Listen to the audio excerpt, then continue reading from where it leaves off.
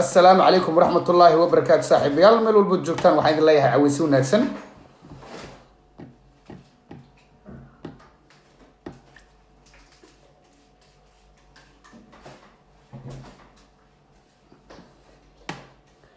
سؤال هذا ورنا إيدي هاي عوضنا ورنا ما مرت ودن إله هاي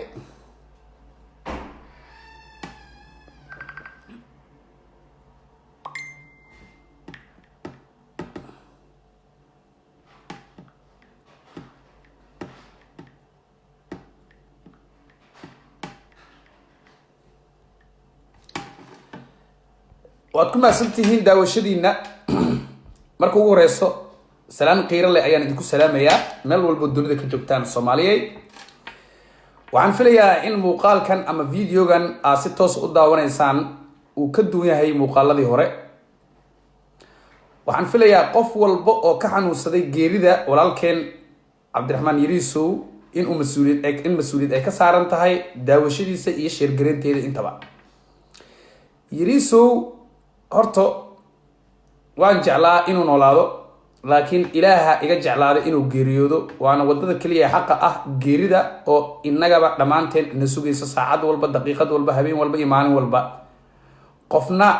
garanti uma haysto noloshan mala awaalka ah ama noloshan anjalka ah ee wareegaysa laakiin midda la isu raacsan waxay tahay qof walba markuu dhinto inkastoo qadarta rabbi ay jirto anigu intaan ka ogahay geeridiisa iyo waxa loo socdo ayaan rabaa cawada ummadda Soomaaliyeed inaan u bidhaamiyo idinkoo maadsan aan filayaa inay cidna iiga xumaan doonin cidna aysan iigu farxi doonin laakiin walaalkay dhintay oo aad ogeydeen shal inaan mucaarad ku ahaa dawladdan uu hogaamiyay madaxweyne Farmaajana oo number 1 ka ah Yariso iyo teamkiisa aan diidanaa taas micnaheeda ama taas igama hor istaagayso inaan xaq kaga hadlo arintan geeridiisa kadib waxaan dhur sugay qof ka soo hadlo arintan oo si cadaalad uga hadlo ama mucaarad ha noqdo ama muxaafad ha noqdo waxa la rabo in la sheegana cid ka hadashana ma arkin aniga isxilqaan wax la sameeyay aniga rabo sidaan aniga dareemayo inaan idin la wadaago ama hawiye ah ama daarad ah ama diri digir milfata doonta ama beelaha shanad ah wuxuu mudnaa cidii qarxisay sida la rabay iyo madan baa gabar ma qarxisay waxa soo dhan aan rabaa inaan ka hadlo ragga geeridiis kadib jaajaasan inaan ka dhawaajino lama huraan igu noqotay waa garateena fila horta walaalka Yariso waa geeriyooday haddii uu caafimaadkiisa ka soo hagaagi lahaa qodobo badan ama aragti badan aan qabi lahaa way isbedeli lahayd cawada laakiin hadda waxaan rabaa inaan wax yar idin badhaamiyo horta Yariso nin walaalkeen ah oo tol ah oo miskiin ah dabcan siyaasadiisa iyo shakhsiyadiisa isma laha siyaasadiisa waa diidanaa laakiin shakhsiyadiisa ma diidaneen ilaahay jannatul firdaws ha ka waraabiyo isaga intii muslim ah gaar ahaan ummadda Soomaaliyeed ee wada geeriyootay qaasatan intii gobolka ku dhimatay horta waxaan leeyahay jannatul firdaws Allah ka waraabiyo rag tol ah qaraabo ah oo xalana ku jiro rag badan ay ku jiraan oo aniga si qaas ah ii taabanaysa geeridaas oo dad famil aan nahay jufo hoosanahay ay u badnaayeen laakiin ilaahay jeclaaday laakiin iyaguna nasiib wanaag ma noqon doonaan kuwa laga har geeridooda kuwa aan si toos loogu hadlin xaq ay lahayn leemeedkuba xaq u leeyahay aniga ka hadlaaya idinkan waa inaad igu saacidaan inaad share gareysaan oo aad idinkana la wadaagtaan dadka kale ha isku darsanin inaad hadli weyso iyo inaad muuqaalkan la share gareey weyso ummadda Soomaaliyeed maadaama xogtan ay tahay xog muhiim ah waxaan wallahi oo billahi oo talaa waligay qof Soomaali oo dhintay waqti ma gelinin inaan baaro geeridiisa u dhacday Yariso ka hor ama adeerkay ha noqdo ama eedaday ha noqdo ama mas'uul dawlad ha noqdo boqol mas'uul naga dhimatay awil baa u dambeeyay dad ii xigay oo dhintay oo mas'uul ah waa taqaanaan waxba ii sawirmay markuu dhintay awil daahir salaad oo ima adeer saddexaad nahay markuu dhintay inaan qaraxas loo wadin oo ninkan gaarigan baabuurka hubka uu saaray qoryaha dabada la saaray aba jaanisku ah controlka hadii uu adkaado saasa u gartay wax baaritaan kuma sameyn laakiin Yariso geeridiisa iyadaaba ku dhahaysa baaritaan igu sameey warka waxa fiican in dadka ina daawanaya oo hadda ku dhow 2500 at least xataa waa ogolaaday 1500 baa xogta og igaraale hadii dadka aan wax ogeyn aan u soo bilaabo xarunta gobolka Banaadir waa la socotaa waa meelaha ugu adag marka loo amaan xafiiska ra'iisul wasaaraha kan madaxweynaha iyo xafiiska gobolka banaadir waa meelaha ugu adag aan la geli karin haddii nin isku qarxi lahaa albaabkeeda wax la garan waayo wax la garto waayo waa soo socoto waxaan 15 sano ugu dambeysay laakiin in qarax uu ka dhaco hoolka shirarka oo ay joogeen mas'uuliyiin heer caalami ah gudoomiyaal degmo agaasimayaal waaweyn waxa Allah u naxariista kamid yahay iyo kuwa kale oo aan xaqireen aan magacooda xasuusan iyo gudoomiyihii dhamaa iyo duqii muqdisho ayaa qarax ka dhacay hoolka shirka horta ummadda Soomaaliyeed way dhageystay wax dacwo ka qaban ma arkin haddii ummadda Soomaaliyeed ay ka hadli lahayd arrintan oo Puntland Jubbaland Hirshabeelle iyo Galmudug ay arrin ama Koonfur Galbeed arrintan la faaqidi lahaa madaxda maamul goboleedyada iyo kuwa dawladda dhaxan ay ka hadli lahaayeen anigu waa iska istaagi lahaa kama hadli lahayn laakiin waxaan la dareesay in arrintan ay qolo goori u taalo mucjisadan magaalo goori ku siman tahay taasaa sabab u ahayd inaan cawada idin la wadaago xogta aan arrintan ka haay aniga xishoonin anigoona u hadlayno ka fogaanayo qabiil iyo u hadlayn dabcan waa dhiirigelin doonaa qabiilku ka dhashay laakiin qabiil waxba ma soo siyaadinay waa rabaa inaan ogaado waxa ay aaminsan iyaga laakiin waxaan u hadlay rabay Soomaalnimo waa la waayay marqaati ma katiin madaxweyne Puntland mid Jubbaland mid Koonfur Galbeed iyo mid Hirshabeelle mid Galmudug iyo mid Soomaaliyeed oo yariiso ka hadlaba aragteen dhimashadiisa iyo mas'uuliyiinta kale ma jirto haddii arrinta eesaas u biyo dhacdana waxaa la rabaa in arrintan loo biisho qaab qabiil intaas qaab qabiil loo guda gelin waa in aan aqbalno dhamaanteen in dawladda Soomaaliya ay raggan dayacday warar kale waxa soo baxaya leh anigu taana gadaal baa ka hadli doonaa horta yariiso dabcan aakhir alle maanta aakhir u jira yariiso waa la shirqoolay waxaan iri video live aan soo galay maalintii qaraxa dhacay baaritaan badan ma jirin horta ummadda Soomaaliyeed inay iska kay cafiyaan website-yadii iyo idaacadihii soo qoran la iska cafiyo wax ka jira male gabadha isqarxisay wax ka jira male ninkan qaraxa boorsa loo soo geliyay hoolka shirarka la dhigay gabadha uu ku aadamayna ama qaraxi uu ku toosana horta dambi waa la geliyay horta ayadu waa meeda Allah naga cafiyo dhamaantiin aamiin dhaha horta gabadhaas wax uma qarxin qaraxa wuxuu ku jira boorso okay gabadha hataa waa isqarxisa ka soo qabo gabadha waaba isqarxisa ka soo qabo gabadha indhoosha ah ee qoliyaha naafada u qaabilsan gobolka yaa u suurta geliyay in boorso albaab la soo marto waaba indhool yaa 15 iyo albaab oo controlkoodu adag yahay oo alaabta waa taqaana Soomaali dhiiq la isku siinay yaa gabar dhoogol oo indhool u suurta geliyay waxa ma la yaani waa inaan gabar ka dambeeyay cadeena laakiin waxaan rabaa inaan idin sheego oo cawada aanan ku cadaab galaynin walaalkay yariiso waa marxuum horta jannada Allah ka waraabiyo u duceeya yariiso waa la shirqoolay yaa shirqoolay waa su'aasha dad waxay ku leeyihiin farmaajo shirqoolay dad waxay ku leeyihiin khayraad shirqoolay anigu ma qabataa yariis waa la shirqoolay ana hadda ilaahay ka cabsaayo farmaajo shirqoolay ku dhihi maayo sababta farmaajo wuxuu awoodaa inuu kursigan ba ka dajiyo oo sidoo taabid uga tuuray yariisona uu uga tuuray ninka ragga been lagama sheegay mucaaradnimadu waa gooni mucaaradnimadu waa halkeeda anigu wuxuu ilaahay la og yahay haddii maxamed cabdullaahi farmaajo uu yariisow nacay kursigan iiga dabo dhihi lahaa sun baa la sii lahaa si kalaa loo dili lahaa laakiin qarax gobolka dhexdiisa inuu ka dhaco farmaajo taa hal anigu kulley anoo diidan siyaasadiisa iyo amni darada oo ku fashilmay amnigu ku fashilmay waxyaabo badan ku mucaaradsan tan farmaajo waa ku dambaabaysiin iska daaya waa khayra ku dambaabaysiin iska daaya rag kale oo dawladda ku jiro oo aan naqaano ayaa horta yariiso oo aan la baarin de haddii runta laga gambado aakhirna ilaahay waa naga caroona ummadeena been baa loo sheegaa waxaan rabaa horta intaan yariiso u guda gelin qof walba oo shacabka Soomaaliyeed mas'uul u ah maanta oo dareemayo mas'uuliyad waxa dareentaa inkaarta shacabka markay leeyihiin ilaahow kuwana dhaafi markay shacabku leeyihiin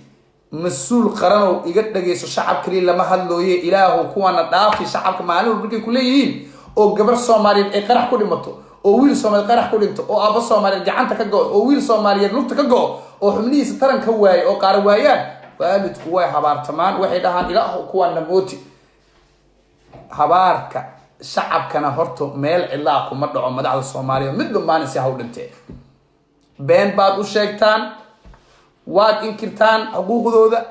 waxaan xasuustaa rag badan oo qarinayo mucaarad ayaa saano dowladda ka nuxsadno dhibaatada waxay ka jirtaa shabaab oo qarxinayo dowlad shacabna ku dhamaanay cid kale samar mucaarad iyo muxaafid meeshan mucaarad iyo muxaafid qor isku haysta ma jirto taas aan kaga gudba xaqiiqda dhabta yariiso ku saaray yariiso baaritaanka ugu horeeyay aan sameeyay waxa kamid ah waxaa lagu leeyahay kaamirada gobolka waa la damiyay 2 days ago ma gabadha indhoosha ah ay nabeen inkastoo si official loo dhigay gabadha indhoola waxaan ka dambeysay gabadhaas waa marxuumad laba arin aysan ugu dambeeyna waa inay cadeena number 1 kaamirada la damiyay 2 days ago laba maalin ka hor ma gabadha indhoosha ah horta damis adinka iga jawaaba gabadha indhoosha ah ma amarka gobolkay ku shaqeysaa korantadiisa iyo kaamiradiisa iyo nadaafadiisa ma shaqo ku leedahay taas su'aasha shacabkan rabaa horta inay iga jawaabaan wax gabar indhool dhoo ma jirto taas waa ku qanacday Soomaa inaysan gabar indhool waxa ku dambeeyay gabar indhool ilaa kaamira ma dami karto waa qanacday Soomaa labo inaysan gabar indhool ah qarax fulinine meedkeeda markii la qaadayo qofka markuu suun ku xiran yahay fiiri suunka qaraxay dheen iyaga si wax u sheegeen suun qaraxa Afghanistan ku aragna Iraqna ku aragna Suuriya ku aragna Soomaaliya ku aragna Nigeria ku aragna intaas way ka dhaceen oo TV-da ka daawana suun qarax qof isku soo xiray hilbihiisa go'o dadka xamar jooga la hadlaa qof markii gaariga loogu xiro qarax lug soo ma go'o ama dhaxda soo kama go'o qarax gabadhan waxay u dhaawacantay dhaawaceeda dadkii duugameedkeeda ayaa ii xaqiijiyo wallahi gabadhaas firir ayaa galay gabadhan aan maskiinta aan nabnay waa qofka ugu horeeyay nafta ka baxda saas argu nabay waana indhool shaqadeena qofka ugu dambeeyay shaqo soo gasho gobolka aheed saas horta gabadhaas lagu nabay marxuunta ilaahayna waxa afis ku weydiisanaa in gabadhaas marxuunta aan dambi ka galay inay iska ilaahay cafi idinkana afis weydiisto gabadhaas firra galay same sida uu xalano u dhintay sida gudoomiyihii waa bari u dhintay sida gudoomiyihii Shangaan u dhintay sida Yariis u dhintay gabadhaas firre ku dhimatay aqar la qabsan maayo suun qaraxa haduu jiray gabadha soo ma kala go'i laheen waa aqbali lahaa hadii gabadha xibnaheeda kala go'i lahaa laakiin gabadhii afar firra gashay u dhintay afar firra dhaqaatiirtu weydiiyay meedkeeda waa la qaaday afar firre u dhimatay Yariis sidoo kale afar firra galay xalana sidoo kale 5 fir 6 fir yaa wax qarxiyay ma jira qof hoolka ku jiray oo kala go'ay ma jiro